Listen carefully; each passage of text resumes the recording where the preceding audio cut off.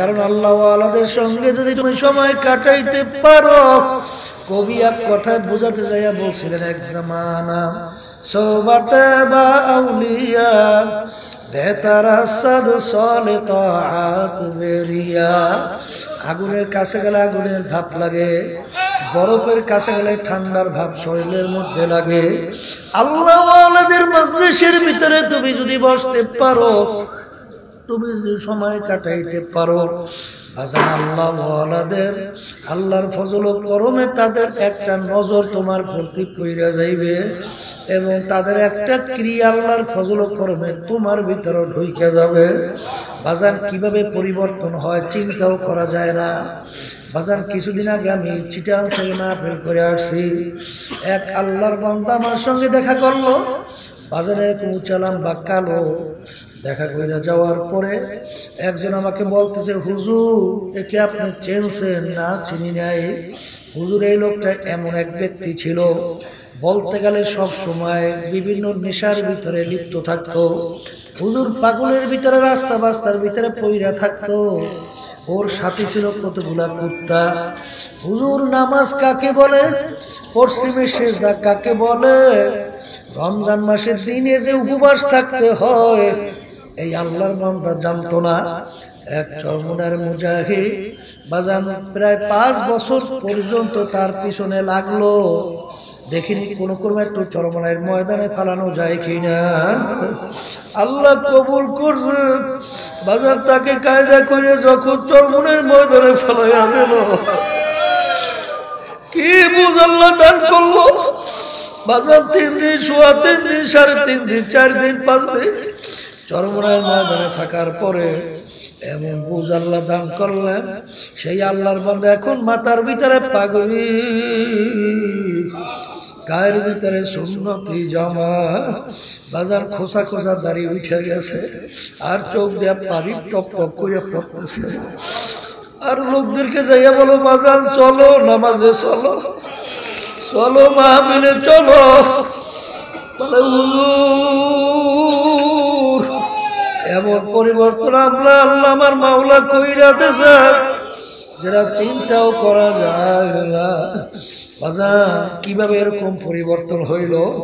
ওখানে অনেক আল্লাহ ওয়ালারা থাকে বাজার, যাদের নজরে আল্লাহর ফজল ও করমে যদি পইরা যায়, আল্লাহর ওয়ালাদের নজরে এত মারাত্মক, ওই নজরের কারণে একটা জীবনের পরিবর্তন আল্লাহর ফজলে মুহূর্তে ঘটাইয়া দিতে পারে।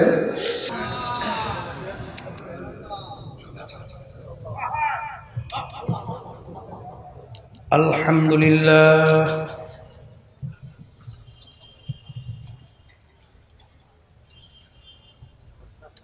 আলহামদুলিল্লাহ নাহমাদুহু ওয়া নাস্তাঈনুহু ওয়া নাস্তাগফিরুহু ওয়া নু'মিনু বিহি ونؤمن به ونتوكل عليه ونعوذ بالله من شرور أنفسنا من يهده الله فلا مضل له ومن يضلله فلا هادي له ونشهد أن لا إله إلا الله وحده لا شريك له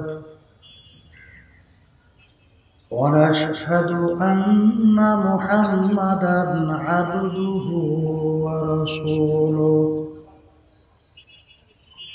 أما بعد فأعوذ بالله من الشيطان الرجيم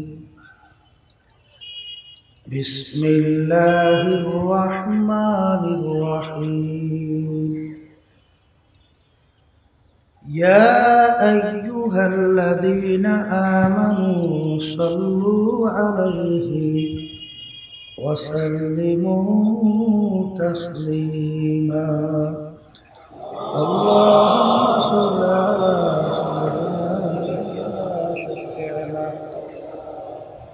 سيدنا مولانا محمد صلى الله عليه وعلى آله وأصحابه وبارك. اللهم صل على سيدنا حبيبنا ومولانا محمد صلى الله عليه وعلى آله وأصحابه وبارك وسلم. اللهم صل على سيدنا حبيبنا ومولانا محمد صلى الله عليه وعلى آله وأصحابه وبارك وسلم. أعوذ بالله من الشيطان الرجيم. بسم الله الرحمن الرحيم. وما خلقت الجن والإنس إلا ليعبدون. صدق الله العلي العظيم. وقال رسول الله صلى الله عليه وسلم إنما الأعمال بالنيات. صدق الله العلي العظيم أو كما قال عليه الصلاة والسلام. শুকরিয়া আদায় করতেছি মহান রব্বুল আলামিনের দরবারে। রব্বুল আলামিন প্রতি বছরের মতো চরমনাইয়ের নমুনায় এই মাহফিল প্রতিষ্ঠিত করে গেছিলেন আমার আব্বাজান রহমাতুল্লাহি আলাইহি। ধারাবাহিকতায় আজ পর্যন্ত চলছে। মাঝখানে তালাশ করলে দেখবেন এর ভিতরে অনেকেই আজকে দুনিয়ার ভিতরে নাই। এমন একদিন আসবে আমরাও থাকবো। চরমনাইয়ের নমুনা মাহফিল কেন বলা হয়? এই কথাটা মূলত বুঝাবার জন্য চরমনাই মাহফিল প্রতিষ্ঠিত আল্লাহর কুতুবেরা কেন করে গেছে এইটা বুঝাবার জন্যই মূলত চরমনাইয়ের নমুনা বলা হয়।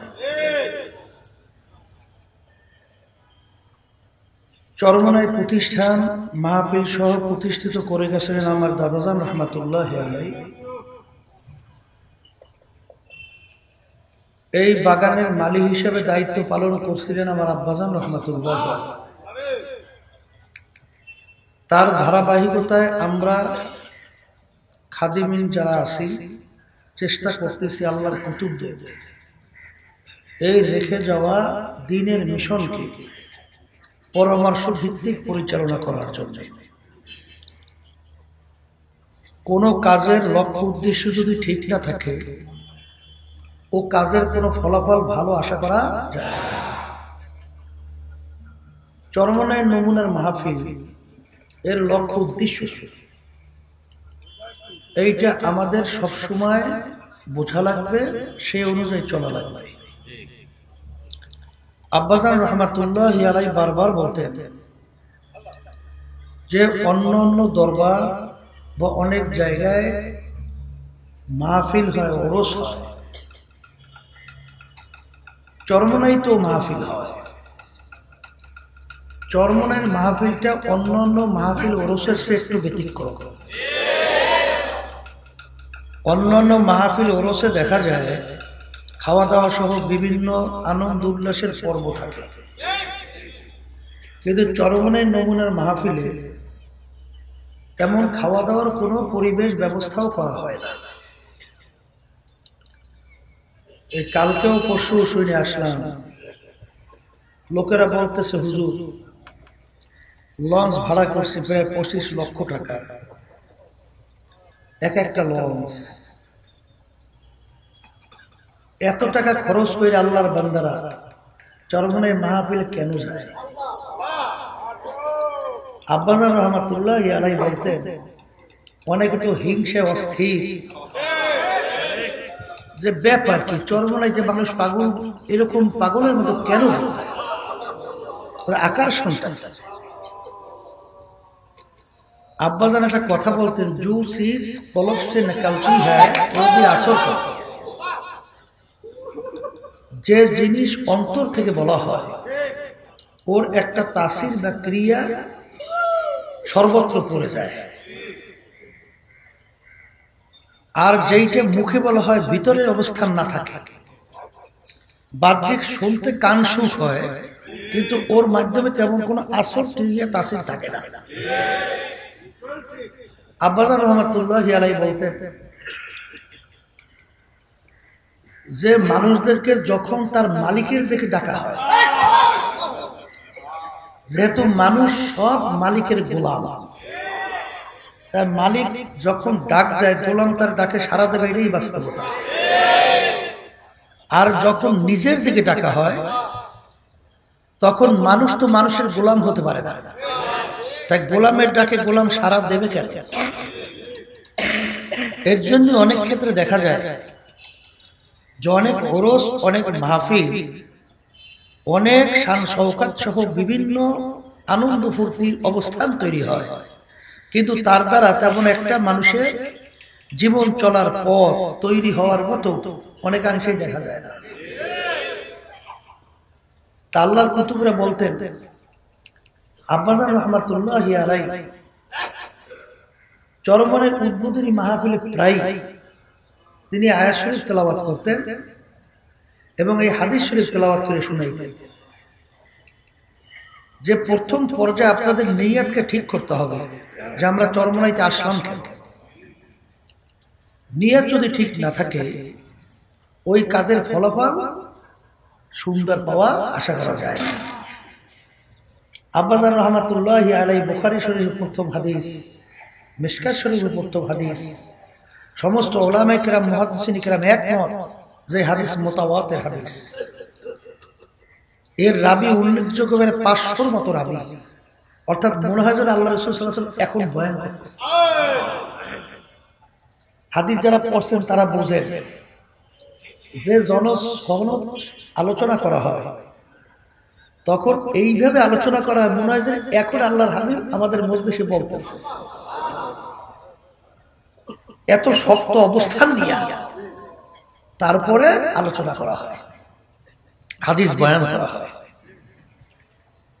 আল্লাহ রাসূল সাল্লাল্লাহু আলাইহি ওয়াসাল্লাম বলছিলেন, ইন্নামাল আমালু বিন্নিয়াত ওয়া ইন্নামা লিইমরিইম মা নাওয়া ফামান কানাত হিজরাতুহু ইলাল্লাহি ওয়া রাসূলিহি ফাহিজরাতুহু ইলাল্লাহি ওয়া রাসূলিহি ওয়া মান কানাত হিজরাতুহু ইলা দুনিয়া আও ইমরাতিন ইউসিবুহা আও ইমরাতিন ইয়াতাজাওয়াজুহা ফাহিজরাতুহু ইলা মা হাজারা ইলাইহি। আল্লাহ রাসূল সাল্লাল্লাহু আলাইহি ওয়াসাল্লাম বলেছিলেন, এক আল্লাহর বান্দা মুসলমানদের সঙ্গে হিজরত কইরা মক্কা শরীফ থেকে মদিনায় রওনা করছে। তার উদ্দেশ্য আল্লাহ এবং আল্লাহর রাসূলকে রাজি করার উদ্দেশ্য ছিল না, তার উদ্দেশ্য ছিল মেয়েকে বিবাহ করা। আল্লাহ রাসূল বলছিলেন, যারা হিজরত করবে আল্লাহ এবং আল্লাহর রাসূলকে পাওয়ার জন্য তারা আল্লাহ এবং আল্লাহর রাসূলকেই পাইয়া যাবে। আর যারা হিজরত করবে দুনিয়া অথবা কোনো মেয়েকে বিবাহের উদ্দেশ্যে, দুনিয়া পাবা অথবা মেয়েকে পাবা, কিন্তু আল্লাহর দরবারে এই হিজরতের বিনিময়ে আর কিছু তোমরা পাবা না। আজকে সবাই কাম কাজ ছাইরা সব কিছু বাদ দিয়েই দুপখোলা মাঠে চলে আসছে। এটাও তো একটা হিজরতের মতো কথা। আসলেন কেন? যদি কেউ চিন্তা করে যে ওখানে অনেক আল্লাহ ওয়ালারা আছে, একটু ওখানে যাই দেখি, আমি দুনিয়ায় বিভিন্ন মামলা মোকদ্দমার ভিতরে জড়িত আছে, বিভিন্ন রোগ ব্যাধির ভিতরে জড়িত, বিভিন্ন দুনিয়ার সমস্যার মধ্যে ওখানে যাইয়া দেখি, একটু তাদের সঙ্গে হাত উঠাইয়া দেখি আমি মামলা মোকদ্দমা থেকে মুক্তি পাই কিনা, আমার রোগ ভালো হয় কিনা, আমার ব্যবসায় বরকত হয় কিনা, বা এই ঝামেলাগুলো দূর হয় কিনা। আব্বাজান রহমাতুল্লাহ বারবার স্মরণ করাইতেন, বাজার তুমি যদি এই নিয়তে আইসে থাকো হয়তোবা তোমার এই নিয়তগুলো পুরো হইতে পারে, কিন্তু তুমি এখানে যে কষ্ট করে আসছো আর আখিরাতে আল্লাহর দরবারে তুমি কিছু পাবা না। আর যদি তুমি এই নিয়তে আসো যে ওখানে অনেক আল্লাহ ওয়ালারা থাকবে, ওখানে কোরআন এবং হাদিসের আলোচনা হবে, ওখানে দ্বীনের আলোচনা হবে, ওই মজলিসের ভিতরে আমি যদি যাই, আমি তো গুনাহ থেকে ফিরতে পারি না, আল্লাহর হুকুম নবীর তরিকা অনুযায়ী চলতে পারি না, এই দুনিয়ার মোহে আমাকে এমন ভাবে গ্রাস করছে এর থেকে বের হইতে পারতেছি না, দেখি ওই মজলিসের ভিতরে যাইয়া যে আল্লাহ রাব্বুল আলামিনের খাস মেহেরবানি, খাস রহমত আমার প্রতি নাজল হয় কিনা, আল্লাহর খাস নজর আমার প্রতি পড়ে কিনা, এরকম আল্লাহকে রাজি খুশির উদ্দেশ্যে যদি কেউ আইসা থাকে, তা আল্লাহ রাব্বুল আলামিন আপনার ওই নিয়তকে কবুল করবেন এবং আল্লাহ ওয়ালা হয়েই মজলিস থেকে বের হইতে পারবেন। আর যদি কেউ দুনিয়া এবং দুনিয়ার কোনো উদ্দেশ্যে আইসা থাকে, হয়তোবা দুনিয়া পাইতে পারেন, কারণ আল্লাহ বলছেন মান কানা ইউরিদু হারসাদ দুনিয়া নুতিহি মিনহা ওমা লাহু ফিল আখিরাতি মিন খালাক। তোমরা যদি দুনিয়া বা দুনিয়া কোনো পাওয়ার উদ্দেশ্যে এসে থাকো, হয়তোবা আল্লাহ রাব্বুল আলামিন বলেন তোমাদেরকে আমি দুনিয়া দিয়ে দেব, কিন্তু আখিরাতে আর তোমার কোনো অংশ আমার কাছে বাকি পাবা না। তাই সেই হিসাবে আজকে দুধখোলা মাঠে চরমনের নমুনা 3 দিন ব্যাপী মাহফিল আজকে উদ্বোধনী বয়ানের মাধ্যমে শুরু হয়েছে। সবাই দোয়া করেন আল্লাহ যেন এই মাঠ থেকে আমাদেরকে তার খাস ওলি বানাইয়া তারপর এখান থেকে আল্লাহর ভান্ডে মালের কোনো অভাব আছে? আর চাইলে তো বড়টাই চাওয়া লাগবে, ছোট মোটো না, চাওয়ার মতো চাওয়া লাগবে। আল্লাহ রাব্বুল আলামিন কখন কোন সময় তার রহমতের নজর আসে বলা তো যায় না। আর নিয়াতের ব্যাপারে আমার আব্বাজান বলতেন, বাজান দাদাজানের একটা কথা উদ্ধৃতি দিয়ে, বাংলা কথা দেখেন, সেই বাংলা কথার মধ্যে কত আছে। তুমি ঘর উঠেছো, দক্ষিণে জানালা রাখছো, যদি জিজ্ঞাসা করা হয় কেন জানালা রাখছো, তুমি যদি উত্তর দাও যে বাতাস ঢুকবে, আরামে ঘরে বসবাস করতে পারবো, এই নিয়তে জানালা রাখছে। আব্বাজান বলতেন, বাজান বাতাস ঠিক তোমার ঘরে ঢুকবে, আরামেও থাকতে পারবা, কিন্তু এই নিয়তের কারণে আর বাকি কোন আল্লাহর দরবারে তুমি নাজাত অথবা কোনো সওয়াব তোমার আমলনামায় আর জমা হবে না। আর যদি এই নিয়তে রাখতে পারো, জানালা রাখছে এর জন্য যে যখন নাকি ঘর অন্ধকার হবে আমি জানালা খুলবো আর আলো ভিতরে ঢুকবে, আমি আলোতে কুরআনুল কারীম তেলাওয়াত করব, আল্লাহর ওলিদের কিতাব পড়ব। এই আল্লাহর বান্দারা যখন রাস্তা থেকে যাবে তখন তাদের চেহারা মোবারক দেখবো। এরকম নিয়তে তুমি যদি জানালা রাখতে পারো, তাইলে তোমার বাতাস তো বন্ধ হবে না, হবে, কিন্তু এই নিয়তের কারণে তোমার আমলনামায় যতদিন জানালা থাকবে ততদিন তোমার আমলনামার ভিতরে নেকি জমা হতেই থাকবে। আল্লাহ ওয়ালা এবং দুনিয়া ওয়ালাদের ভিতরে দেখতে তেমন কোনো পার্থক্য নাই। আল্লাহ ওয়ালারাও বাজারে যায় বাজার করে, দুনিয়াদাররাও বাজার যায় বাজার করে, কথা ঠিক? এই আল্লাহ ওয়ালারা ক্ষেত খামারিতে কাজ করে, দুনিয়াওয়ালারাও ক্ষেত খামারিতে কাজ করে, কিন্তু পার্থক্য হলো আল্লাহ ওয়ালা আর দুনিয়া ওয়ালা। কারণ কি? সে ব্যবসা বাণিজ্য করে কেন? আল্লাহর হুকুম পালন করে। আর অন্যজনে দুনিয়াদাররা ব্যবসা করে কেন? সম্পদ গুছাইবে, বহুত টাকার মালিক হবে, বহুত সম্পদের মালিক হবে, 5 তলা 6 তলা বিল্ডিং তৈরি করবে, সুন্দর গাড়ি কিনবে, অমুক করবে সমুক করবে।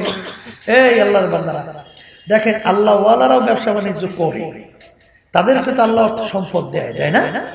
আর ওই দুনিয়াদার তাকেও আল্লাহ অর্থ সম্পদ দেয়, কিন্তু এই নিয়তের কারণে তার ব্যবসাটা প্রতিটা মুহূর্ত তার আমল নামে নেকি জমা হতে থাকে, আর তার সময়গুলো দুনিয়ার উদ্দেশ্যে যে নাকি ব্যবসা করবে, কোন আমল নামার ভিতরে সব জমা হবে না।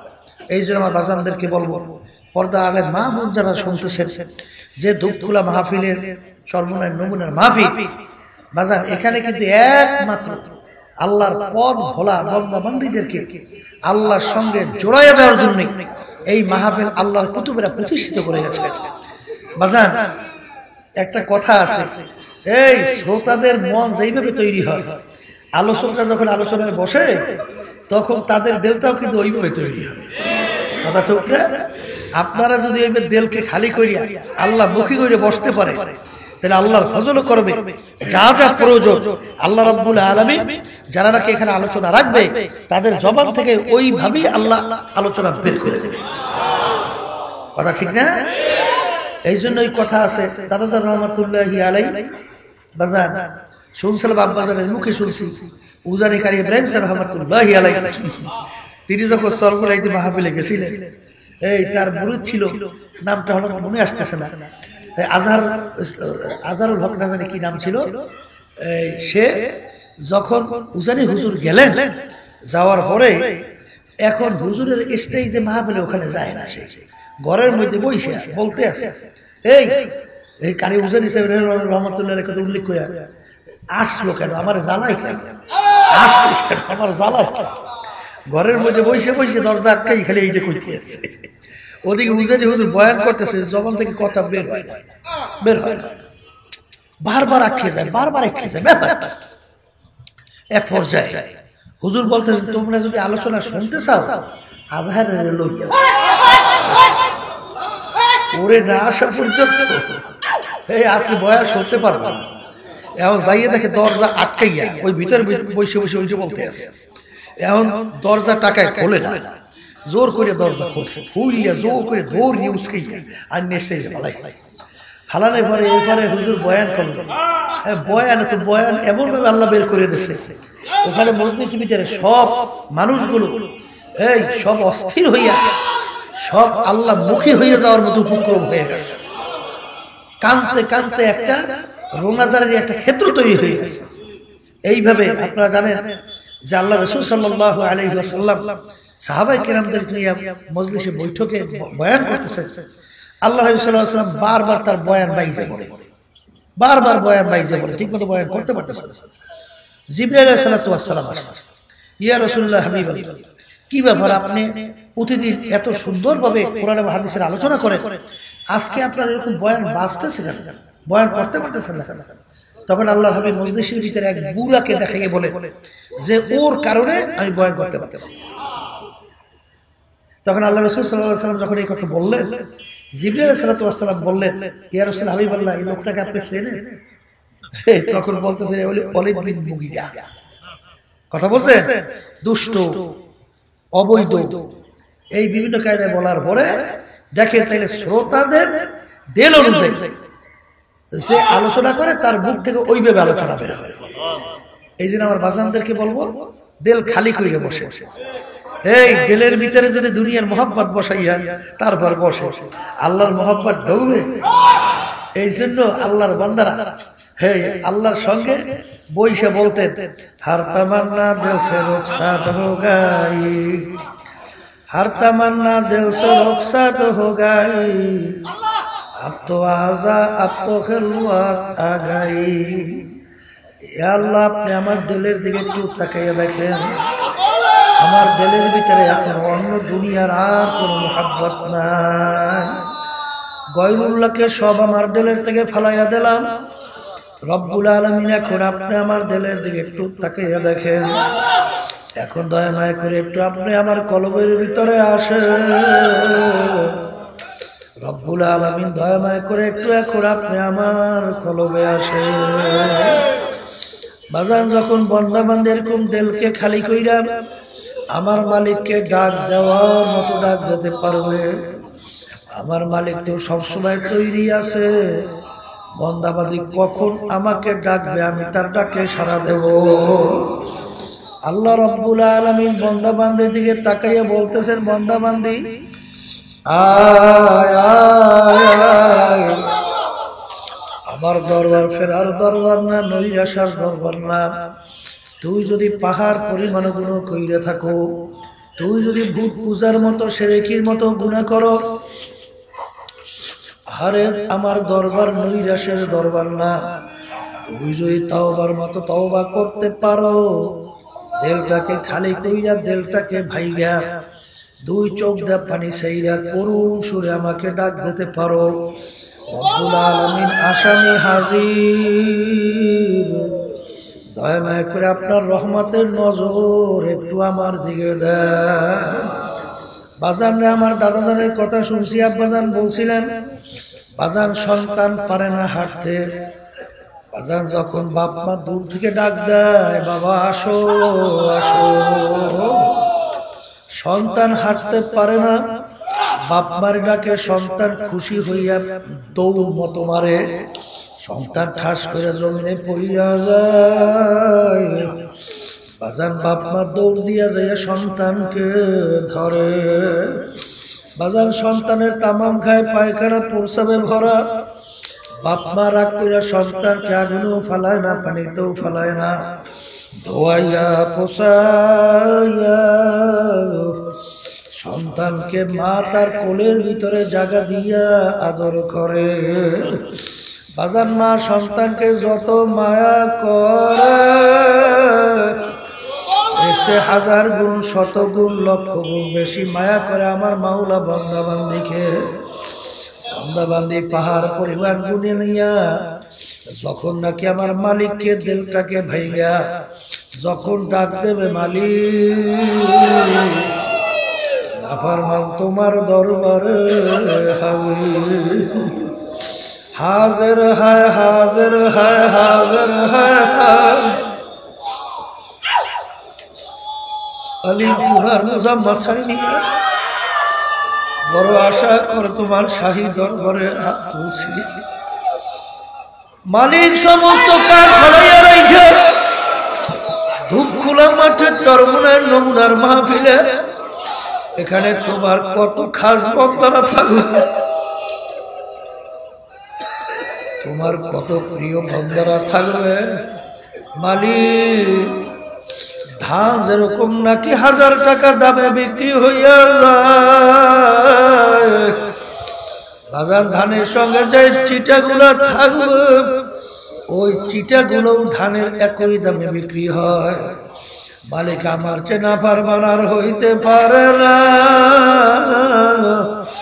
এখানে তোমার অনেক তোমার খাস বন্দারাই মজলিসের মধ্যে আছে।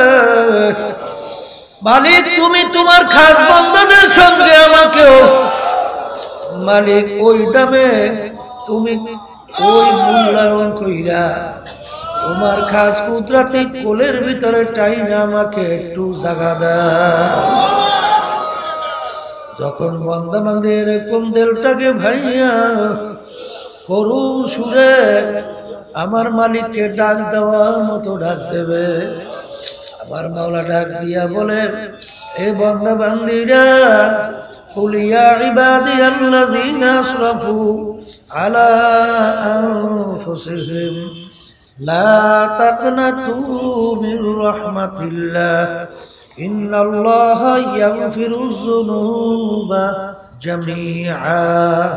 বাজা বাজা আর সে হাস্তি বাজা দরকা ফেরো গেগুলো ভূতপুরুস্তি বাজা ইদার গাহে মাদার গাহে নাউমিদিনী সদবারাগার তওবা শিকাস্তি বাজা। আমার আল্লাহ ডাক দিয়ে বলে, হে আব্দুল করিম, হে রেজাউল করিম, হে রহিমা খাতুন, তুই গুনাহ করতে করতে পাহাড় পরিমাণ গুনাহ করছো, আর এমনকি ভূত পূজার মতো শিরকি গুনাহ করছো।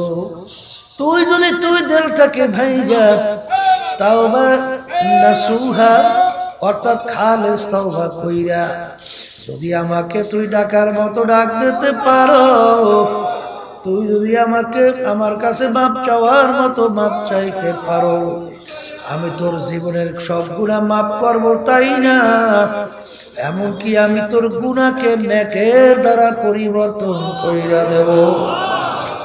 এ দুনিয়াদার বাজানরা, বাজান আব্বাজান রহমাতুল্লাহ আলাইহি চরমনায় উদ্বোধনী মাহফিলে প্রায় আলোচনা কইরা শোনাইতেন, বাজান রে যেই দুনিয়ার পাগল হইছি, এই দুনিয়া সম্পর্কে মাঝে মধ্যে নিরিবিলি একটু মোরাকাবা করো। যেই সম্পদের পাগল হইছ, যেই ক্ষমতার পাগল হইছ, যেই পদের পাগল হইছ, একটু মাঝে মধ্যে মোরাকাবা নিরিবিলি করো। কোন দুনিয়ার পিছনে পাগল হইলা? যেই দুনিয়া তোমাকে আমাকে একদিন জমিনের উপর থেকে ফালাইয়া ওই জমিনের গর্বে নিয়ে ফালাইয়া রাখবে। দুনিয়ার সমস্ত কার্যক্রম নিয়ম অনুযায়ী চলতে থাকবে, তুমি আর আমি থাকবো না, আর কোনদিন আসতে পারবো না। এই জন্য আমার বাজানদেরকে বলবো, দুনিয়া সম্পর্কে মাঝে মধ্যে একটু মোরাকাবা করো। হাকিকত সে तो दुनिया बेखबर है, दुनिया की नुमाइश पर नजर है। বাজার এই দুনিয়া সম্পর্কে আল্লাহ রাসূল সাল্লাল্লাহু আলাইহি ওয়াসাল্লাম বলেন, আদ-দুনিয়া জিফাতুন ওয়া তালিবুহা কিলাব। হে আমার উম্মতরা, দুনিয়াটা হলো একটা মরক, এর পিছনে যারা পড়বে আখিরাত জিন্দেগি ধ্বংস করবে এরা হলো দুনিয়ার কুত্তা। বাজান রে, এই জন্য আল্লাহর ওলিদের ইতিহাস পড়বেন, সাহাবায়ে কেরামদের ইতিহাস পড়বেন, তাদের কাছে দুনিয়ার কোনো মূল্যই ছিল না। বাজান দুনিয়া লাগবে, কেন লাগবে? বাজান আখিরাত কামাই করতে হলে দুনিয়া ছাড়া উপায় নাই। এই জন্য বাজান দুনিয়াও লাগবে, কিন্তু কোন দুনিয়া?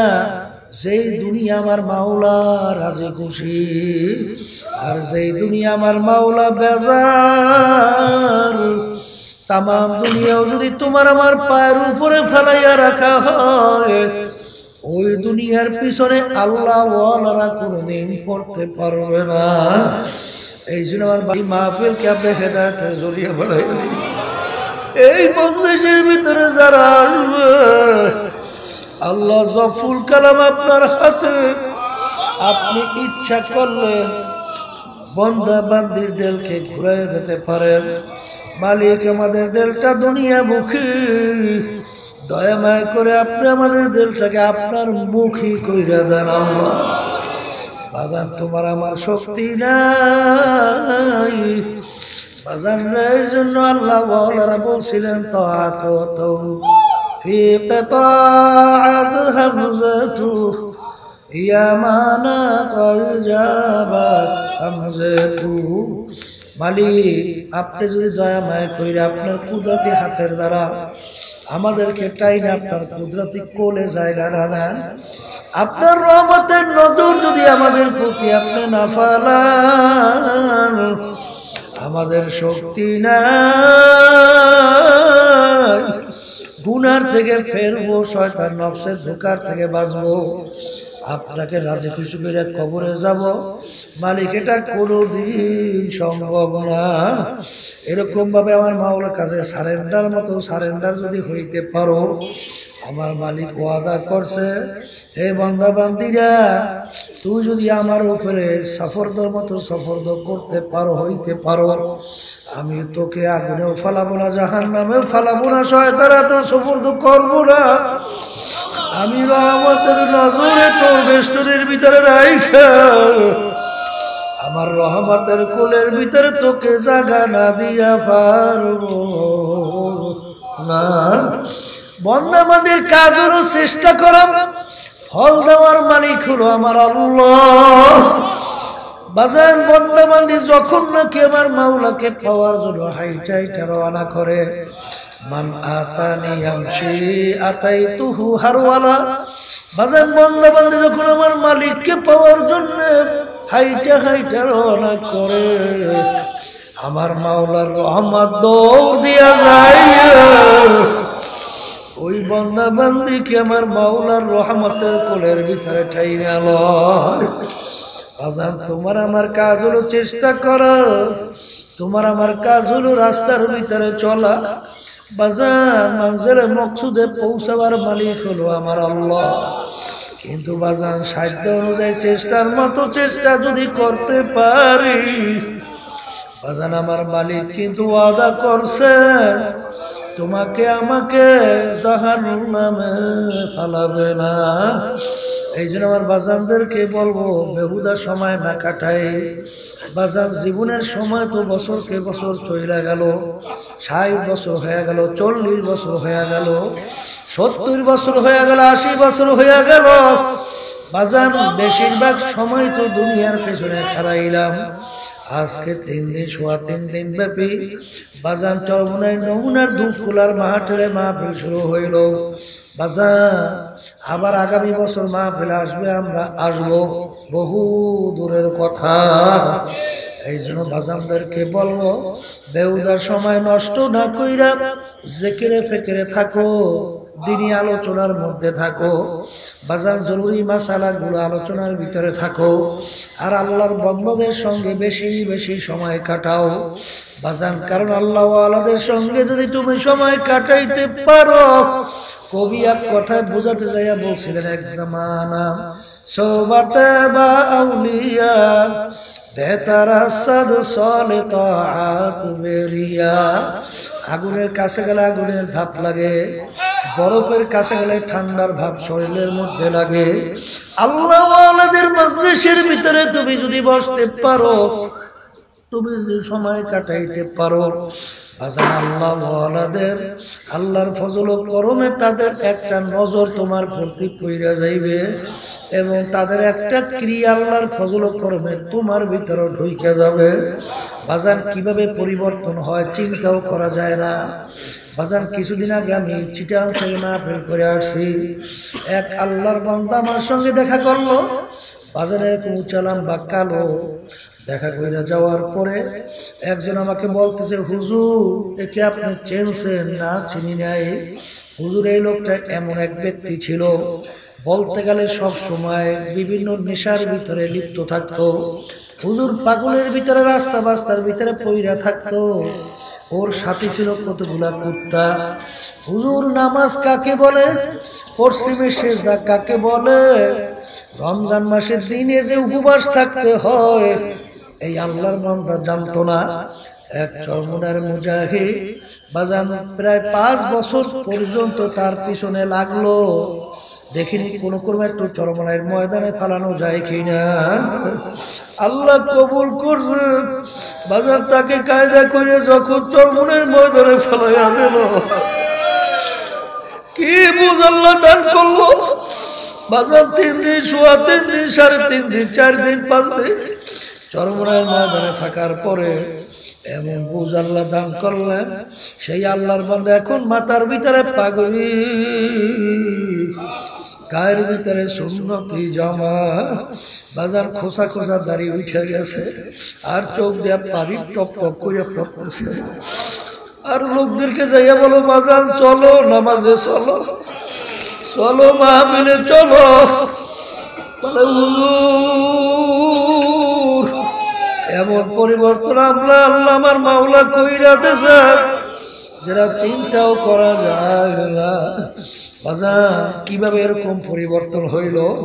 ওখানে অনেক আল্লাহ ওয়ালারা থাকে বাজার, যাদের নজরে আল্লাহর ফজল ও করমে যদি পইরা যায়, আল্লাহর ওয়ালাদের নজরে এত মারাত্মক, ওই নজরের কারণে একটা জীবনের পরিবর্তন আল্লাহর ফজলে মুহূর্তে ঘটাইয়া দিতে পারে বাজার। ওই শুনছিলাম, আল্লাহু আকবার, অনেক আল্লাহর খাস বান্দার ওই মজলিসের ভিতরে থাকে। এক আল্লাহর বান্দা হাইটা যাইতে আছে, তার শরীরের ভিতরে পাওলাই গিয়ে গেল বাজানের পর তার চোখ থেকে এমন ভাবে পানি বের হইয়া শুরু করলো, আর পানি থামাইতে পারে না। এরপরে আফসোস করে, পিছনের কথাগুলো মনে পড়ে, মালিক আমি তো জাহান্নামের আসামি, মালিক দয়া মায়া করে তুমি জাহান্নামের খাতার থেকে আমার নামটা কাইটা তোমার খাস বান্দাদের কাতারের ভিতরে, লিস্টির ভিতরে তুমি দয়া মায়া করে লিখে দাও বাজান। এরকম ভাবে আল্লাহর ফজল ও করমে জীবনের অবস্থান পরিবর্তন ঘটাইয়া দেয়। এই জন্য আমার বাজানদেরকে বলবো, পর্দার আড়ালের মা বোনরা যারা শুনতেছেন, বাজান ধূপগুলার মাহফিল আজকে চরমনায় নমুনায় শুরু হয়ে গেল বাজান। আমরা সময় বহুদানা কাটাই, আমরা বাজানে মাঠের ভিতরে সব সময়ের ভিতরে দিনী আলোচনা ফিকিরের ভিতরে থাকি, আর আল্লাহর বান্দাদেরকে দাওয়াত দিয়া দিয়ে এই মজলিসের ভিতরে আইনা বসাই বাজার। যদি বসাতে পারো, ওই আল্লাহর বান্দা যদি দিনের বুঝ আল্লাহ দান করে তোমার মেহনতের কারণে বাজার, তার মাধ্যমে একজন, তার মাধ্যমে আর একজন, এরকম কিয়ামত পর্যন্ত সিলসিলা ওয়ারিস যত আল্লাহ ওয়ালারা যত দিনদার হইতে থাকবে বাজানে একটা আমলের অংশ, একটা নেকের অংশ তোমার আমল নামার ভিতরে জমা হইতে থাকবে। এই জন্য আমার বাজানদেরকে বলবো, আমিও আপনাদের কাছে দোয়া চাই, আমিও দোয়া করি মালিক যেন এই মাহফিলকে হেদায়েতের জরিয়া বানাইয়া দেয়, এবং আল্লাহ রাব্বুল আলামিন যাদের কি মাঠে নিয়ে আসবেন সবাইকে যেন আল্লাহর খাস বান্দা খাস বান্দি বানাইয়া এখান থেকে বিদায় দেয়। আল্লাহুম্মা আমিন। হে পর্দানে মা বোনেরা, হাত তোলো, দুই চোখের পানি ফেলাও, মাওলার দরবারে কান্দো আর মাওলার দরবারে মাপ চাও। যদি কান্না না আসে মন কি বুঝাও রে মন? একদিনে ঘরের দরজা দিয়ে নতুন বউ হয়ে উঠছিলা, কত মেয়ে লোকে শরবত খাওয়াইলো, কত মেয়ে লোকে বাতাস করলো, আবার এমন একটা দিন আসবে এই ঘরের দরজা দিয়া মরা লাশ হইয়া বের হওয়া। ছেলে কানবে মামা করে, মেয়ে কানবে মামা করে, জবাব তো আর দিবা। আল্লাহ আপনি মাঠের দিকে চাইয়া দেখে আপনার বান্দারা কিভাবে কান্দে। আল্লাহ আমাদের ছেলেও মরে নাই, মেয়েও মরে নাই, গুনাহ করে বসছি রে, মাফ করে দেন গো মাওলা, মাফ করে দেন। আল্লাহর বান্দারা জোর করে কান্দে। সন্তান মারা গেলে চোখে পানি আসে, সম্পদ নষ্ট হয়ে গেলে চোখে পানি আসে, তোমার আমার গুনার কারণে জাহান্নামের আগুন জ্বলছে, জাহান্নামের আগুন চোখের পানি ছাড়া ঠান্ডা হবে না। আল্লাহ এই মাহফিলকে আপনি হেদায়েতের জরিয়া বানাইয়া দেন। আল্লাহ আল্লাহ চরমনায় নমুনার মাহফিলকে আপনি হেদায়েতের জরিয়া বানাইয়া দিলেন, আসমানে জমিনে বালা থেকে মাহফিলকে ইবাদতে রাখে। আল্লাহ আপনার ওলি না বানাইয়া কাউকে আপনি মাঠ থেকে ফেরত দিয়ে না। আল্লাহ যাদের উসলে মাহফিল হইল, চেষ্টা কাটে সাহায্য করলো, আমাদের সবাই উপরে আপনি খাস মেহেরবানি নাযিল করেন। আল্লাহ সুবহানা রাব্বিকা রাব্বিল ইজ্জাতি আম্মা ইয়াসিফুন ওয়া সালামুন আলাল মুরসালিন আলহামদুলিল্লাহি রাব্বিল আলামিন। এখন বয়ান চলতে থাকবে। মোজাহিদ প্রকাশনার কিতাব তো ডান পাশে নিয়ে স্টলে বসা আছে, ওখানে নতুন কিতাব তো বের হয়েছে, আবু হুরায়রা রাদিয়াল্লাহু তাআলা 500 হাদিস, আরো অনেক কিতাব পাবেন, নিয়ে যায়। একটা বিবাহ আছে, বসেন বসেন বসেন, একটু বসেন কষ্ট করিয়া। ওই ছেলে করে আপনি এদিকে ফিরে বসেন, এই পাশে হ্যাঁ না ইয়া নামাজ পড়তে বসেন, নামাজ পড়তে। এই ছেলে আসো, ছেলে আসো, আমি ছেলেটা কই? ওরে ওদিকে ফিরে বসো, নামাজ পড়তে বসো। কই আমি সালমান না, তুমি সরো না, তুমি সরো, তুমি কি আর কি ছেলেকে খাদ্য ছেলে বলেন বিসমিল্লাহির রহমানির রহিম। আমার মেয়ে নাম মারিয়াকে কত মরানা 5 লক্ষ টাকা মরানা আওয়াজে, 5 লক্ষ টাকা মরানা আওয়াজে বেলায়াতান ওয়া ওয়াকালাতান যাতে আপনি আপনার সুবিধা হবে বলেন, আপনার সুবিধা হবে তুমি বলে আমি কবুল করলাম। মাশাআল্লাহ আলহামদুলিল্লাহ। সরো, আরেকটা বিবাহ আছে। এই মাইকটা বন্ধ করে দিয়েছে গায়, আসো হাত দাও। আমি মেয়ে, বিসমিল্লাহির রহমানির রহিম। আমার মেয়ে নাম কি? মেয়ের নাম কি? নয়নমণি। আর নাম পার নাই? মুসলমান নয়নমণিকে কত মহারানা?